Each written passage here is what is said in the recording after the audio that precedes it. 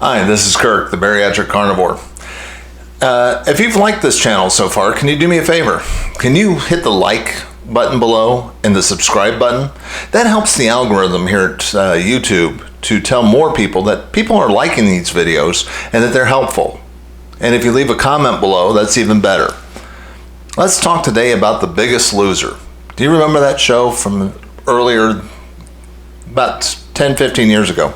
And in 2010, they followed the group of contestants that were on that particular season. And they followed them for 6 more years. And nearly all these people, they started off over 300 pounds.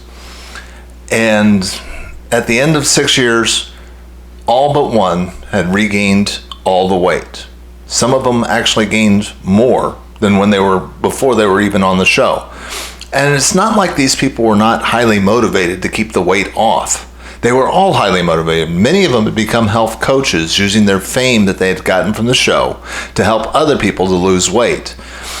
Now, what method did they use on The Biggest Loser to help people lose weight? Well, they semi-starved people and they went through a tremendous amount of exercise.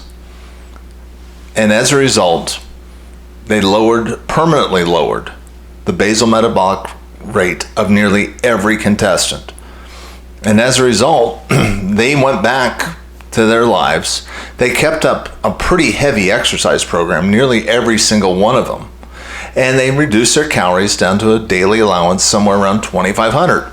The problem was their basal metabolic rate had dropped to 1,800 calorie required to 2,000, which meant they're eating 500 to 700 more calories each day, thinking that was a proper amount. And as a result, within 6 years, they gained back over 100 pounds. Their slower metabolism allowed them to regain weight. And this shouldn't be a surprise, because there's been starvation studies that have been done in the past. And in every single case, the biggest one, and probably the most important one, was actually done by Ancel Keys during World War II. He took a bunch of conscientious objectors, people that would not go and fight, but wanted to serve their country during World War II. And they volunteered for a very rigorous starvation program. And they exercised and they didn't eat.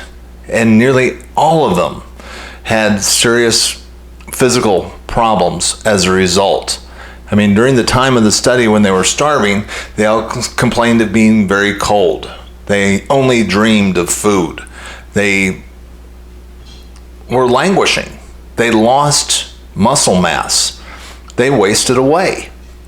And as soon as the study was over with, all of them regained their weight, and most of them put additional weight on immediately because they had permanently slowed down their metabolic rates. Now, please do not confuse a couple of things. One of them is, don't confuse semi-starvation with fasting. These are two different things. Fasting is when you go without food. And when you go without food for a period of time, maybe, hours to a day or two, doesn't cause muscle wasting. That actually gives your digestive system a break. When I'm talking about semi-starvation, I'm talking about reducing your calorie intake maybe 50%, where your body's getting some daily calories over time, where you're getting less than you would normally expect, but you're doing that over a prolonged period of time. And as a result, your body starts to adjust its metabolic rate. It thinks it's in a famine. And as a result, it permanently slows down your body's metabolism. And this is why yo-yo dieting creates such a problem. It's the first time you go on a diet and you lower your calories and you increase your exercise, it's kind of easy to lose weight. But it keeps getting progressively harder and harder as you do it each time, mainly because you're slowing down your metabolism each time you do it. And that's the reason why so many of us have problems keeping our weight off for the long haul. I know, I'm one of them. I'm one of these people that has done semi-starvation and tried to exercise more over the years. This is a frustration. I mean, when you go to your doctor and you ask them, "Doc, I need to lose weight. What do I need to do?" Their advice is almost invariably, eat less, move more. And that is absolutely the wrong advice. It doesn't work. And if they would look at the science and they would look at the history, they'd realize it doesn't work.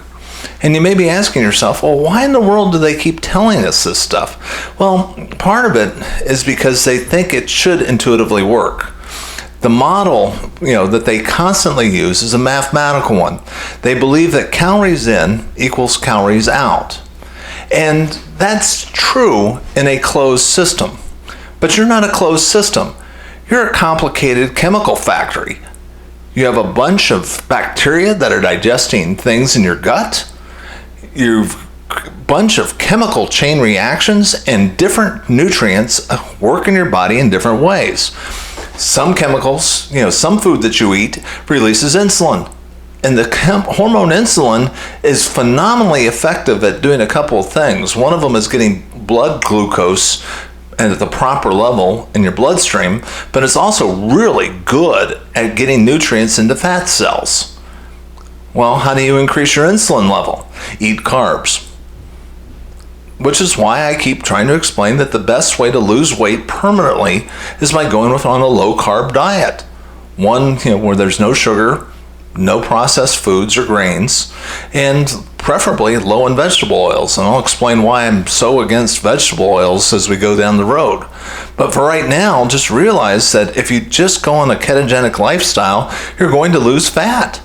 And you're going to make yourself permanently healthier by reducing the insulin that's in your system, and your body will naturally release more stored fat. But what's really interesting about it is it doesn't stress the body. Glucose stresses the body.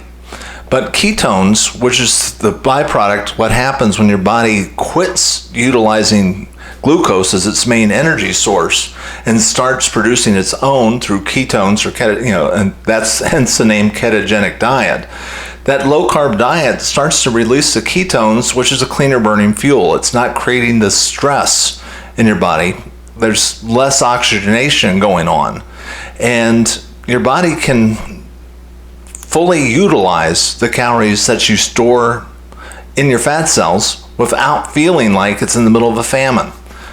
I wish I could point to a particular study that shows this with certainty, but all I can do is look at the totality of the evidence and say, hey, this is what it keeps pointing to.